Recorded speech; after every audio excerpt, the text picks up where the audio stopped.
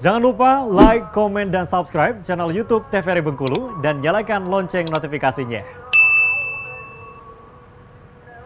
Dan pemirsa Opini ini untuk di segmen ini adalah segmen terakhir kita, tapi tenang aja, kita masih ngobrol bersama anak bungsu dari pejuang Bengkulu, yaitu Bapak Nawawi Manaf. Di sini sudah hadir Bapak Heri Manaf ya, Bapak Heri Nawawi. Dan Pak Heri, gimana ini Pak? Seingat Bapak ini tentang perjalanan atau juga kisah dari Jepang pada saat itu ngerekrut anak-anak muda Bengkulu untuk dijadikan ya seperti anggota militernya Jepang, atau yang diberi nama ada Geiho dan juga Heiho dan Gyugun. Ya. Gyugun, Pak. Nah, seperti apa Pak pada saat itu? Jadi Jepang pada saat Perang Dunia Kedua itu kan, Jepang ini kan tujuannya ingin menguasai dunia. Kalau di Asia itu Jepang, kalau di Eropa itu Jerman. Nah, jadi dua negara ini kan ingin menguasai dunia. Lawan mereka tuh sekutu Amerika dan kawan-kawannya kan.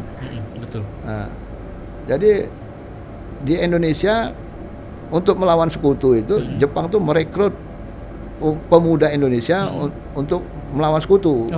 Jadi dilatihlah pemuda Indonesia termasuk yang di Bengkulu itu latihan dasar militer. Eiho dan Gyugun. Dan Eiho. Jadi hikmahnya dari orang Indonesia ya jelas dia dapat ilmu kemiliteran. Betul, tahu gimana cara memegang senjata gitu. Iya, strategi cara-caranya kan. Nah, jadi ada keuntungan, ada positifnya, tapi banyak negatifnya karena memang tujuan mereka kan menjajah. Betul. Nah, jadi mereka merekrut itu sebenarnya untuk di kata orang Bengkulu itu untuk diumpan ke sekutu. Ke sekutu. Iya, dilatih tapi untuk ikut perang, untuk membela dia kan. Cuman terakhir Eiho dan Gyugun ini akhirnya melawan Jepang juga. Kembali. Iya, senjata makan Tuhan. Senjata makan Tuhan, benar sekali. Sudah dilatih, sudah dikasih strategi perang. Ya, akhirnya ngelawan tentara Jepang juga. Ya, itu salah satu yang dipimpin oleh Pak Nawawi tadi kan. Jadi Pak Nawawi ini yang dikatakan di situ sebagai kawan dan sebagai lawan, ya memang benar. Waktu saat dia dilatih dengan Jepang ya dia sebagai kawan karena dia menginginkan ilmu militernya. Tapi saat harus dilawan ya dilawan. Benar sekali. Ini juga tertulis juga di dalam buku ini Pak ya, bahwa Nawawi Manaf ini juga mampu menunggu mencari kesempatan yang baik untuk mengambil langkah positif ke arah kemerdekaan, yaitu dengan cara mengajak ya para pejuang-pejuang Bengkulu, anak-anak muda Bengkulu yang tergabung di Gyugun dan juga Eiho ini, dan juga PKR dan badan lainnya agar tidak mau dibubarkan dan tetap tinggal di asrama masing-masing untuk tetap belajar bagaimana caranya berperang. Para pemuda yang tergabung dalam organisasi ini disebut Pemuda Angkatan Baru. Wah, ini sangat brilian sekali kalau menurut saya dari strategi yang diterapkan oleh Bapak Nawawi Manaf ini, dari almarhum Nawawi Manaf ini mempersilakan dulu anak-anak muda, biar aja kamu di asrama dulu, belajar dulu bersama Jepang, nanti tunggu momennya baru kita lawan Jepangnya, itu tadi. Jepang yang dilawan. Jepang yang baru dilawan. Wah, itu strategi yang sangat. Jadi kan ambil ilmunya. Benar. Sudah dapat ilmunya ya karena apapun bentuknya Jepang itu kan penjajah. Penjajah, benar. Betul. Ini juga bisa dikatakan strategi yang salah juga dari Jepang, Pak ya. Merekrut dia anak-anak juga muda lain. Sebenarnya dikatakan salah enggak, karena dia rekrut, dia latih memang untuk pagar betis dia kan, untuk dia taruh di barisan depan. Daripada anggota atau militer Jepang di depan, mereka rekrut militer atau anak-anak muda dari negara lain dulu dari negara jajahannya. Negara jajahan seperti kita di Bengkulu ini juga, Pak di Bengkulu, bukan hanya di Bengkulu itu. Eiho dan Gyugun itu seluruh Indonesia. Betul. Jadi dijadikan barisan depannya dulu. Ya, barisan depan. Pada akhirnya barisan depan inilah yang menyerang balik ke belakang. Begitulah kurang lebih.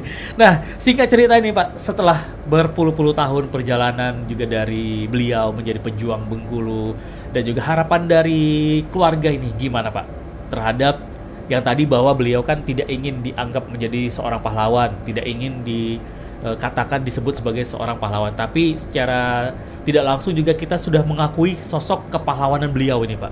Terbukti dari buku ini juga sangat akurat sekali, dan juga cerita-cerita saksi-saksi dari keluarga, dari teman-teman juga dari Bapak Nawawi Manaf ini juga sangat luar biasa sekali. Dan bagaimana Pak harapan dari keluarga? Ya kalau harapan saya sebagai anaknya, ya kalau pemerintah nih ingin peduli dengan para pejuang, ya bukan hanya Nawawi Manaf, seluruh pejuang ya. Jadi bukan hanya satu orang dua orang, tapi seluruhnya. Ya pedulilah, ya kan?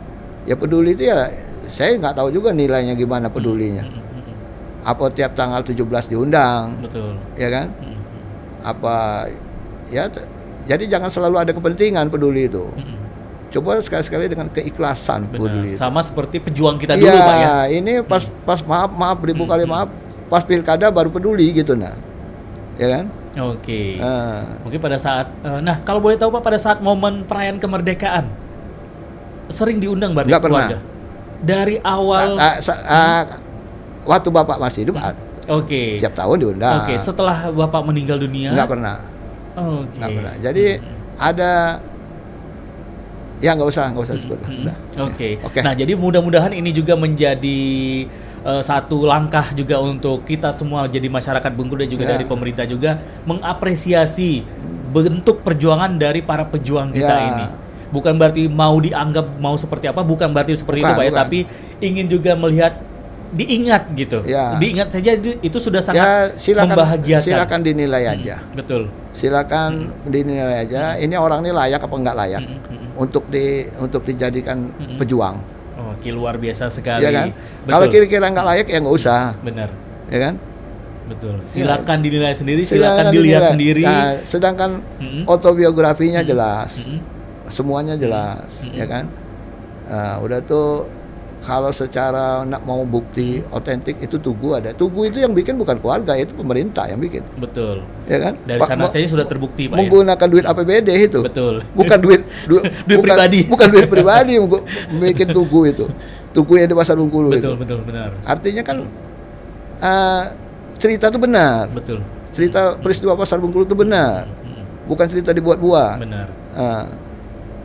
Kalau misalnya duit swadaya masyarakat atau swadaya keluarga membangun Tugu itu boleh. Oke, luar biasa. Terima kasih sekali lagi Bapak sudah bincang-bincang di hari ini. Salam sehat untuk keluarga semuanya dan pemirsa Opini Tanpa Terasa. Kita harus berpisah dulu di episode kali ini dan sekali lagi jangan sampai melupakan sejarah dan selalu ingat jasa dari para pejuang, dari para pahlawan kita ya. Dan saya Iqbal Fatwa mengucapkan terima kasih banyak. Wassalamualaikum warahmatullahi wabarakatuh. Sampai jumpa.